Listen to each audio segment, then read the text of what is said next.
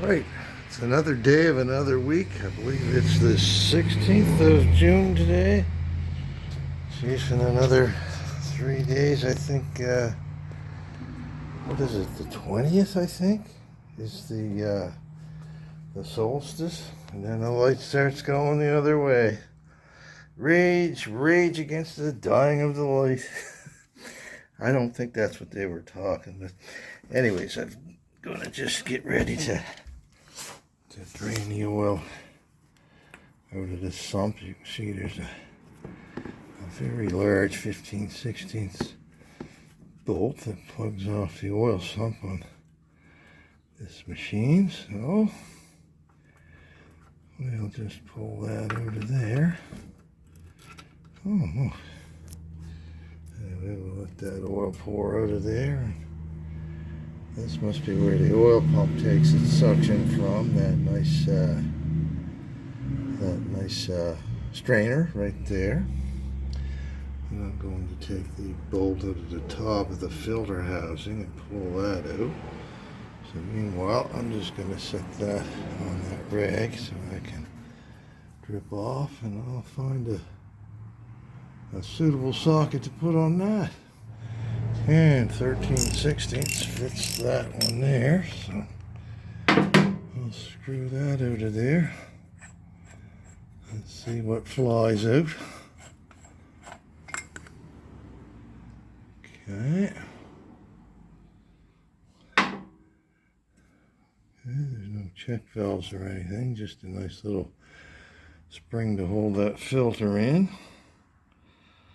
So I'll set that inside the top of that filter housing, and then that should just come right out.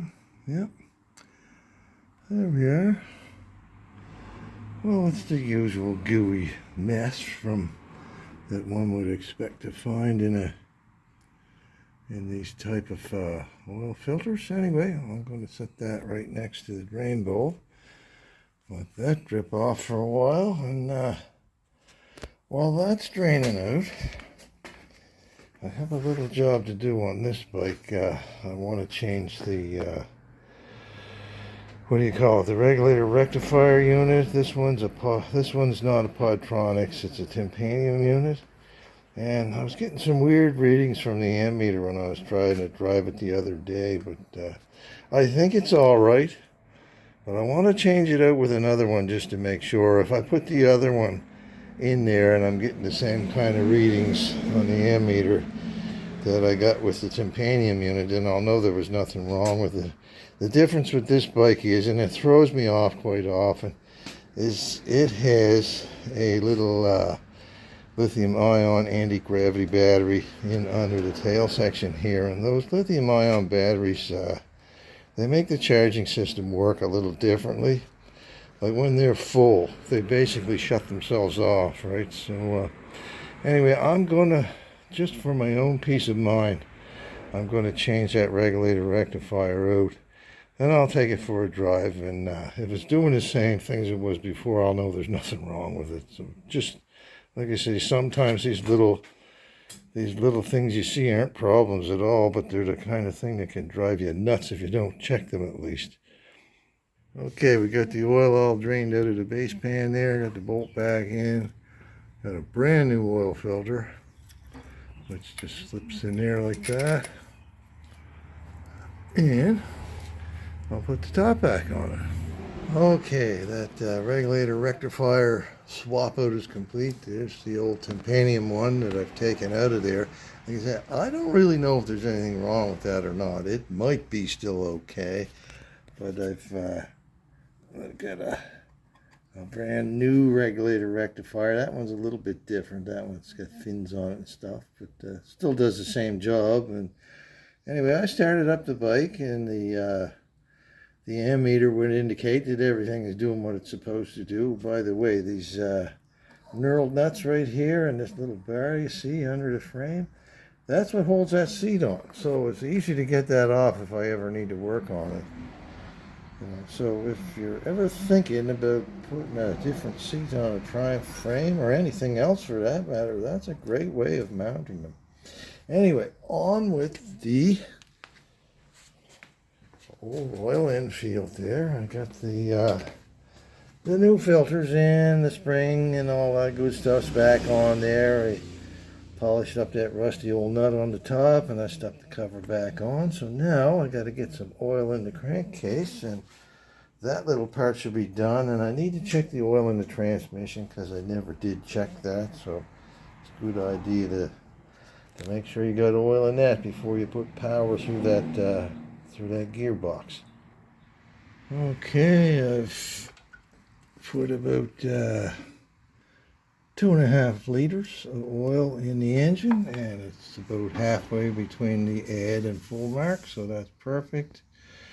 I just finished putting on a used speedometer cable on there, but I took it out, I lubed it up, put it back together. There's nothing wrong with a good used speedo cable, especially if it's free.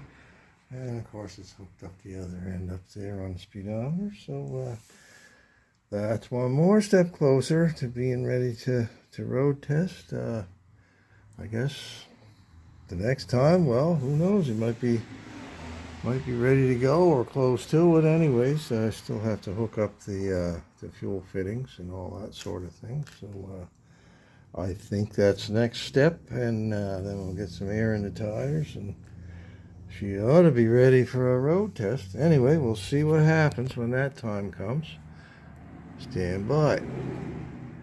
Right, just come back from a test drive on that little turkey, and the charging system seems to be working just like it should. So there was something wrong with that titanium unit. So I'm going to order me another one of those fin units that I got, and keep that as a spare just in case I have more problems like that. And then, okay, and tomorrow I'll get back with more of the Royal Enfield. All right. Chugging away there. Gas tank's on. Well, it's ready for a road test. Seems to be running pretty strong. It's not smoking.